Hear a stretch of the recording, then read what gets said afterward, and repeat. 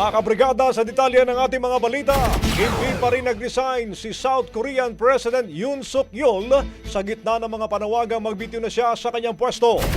Ang ugat ito sa dineklara niyang martial law pero binawi rin kalaunan. Sa isang speech, humingi siya ng patawad sa naging deklarasyon niya ilang oras bago pagbotohan ang impeachment laban sa kanya. Anya, humihingi siya ng paumanhin sa mga nagulat sa kanyang mga naging desisyon. Handa naman daw siyang humarap sa parusa sakaling nabali niya ang batas sa kanyang deklarasyon. Nangako itong hindi na siya magdedeklara pa ng batas militar.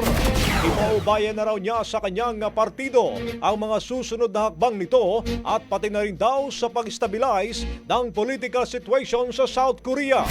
Kabilang na rito mga kabrigada ang kanyang termino bilang Pangulo. Umahataw! Kada balita nationwide.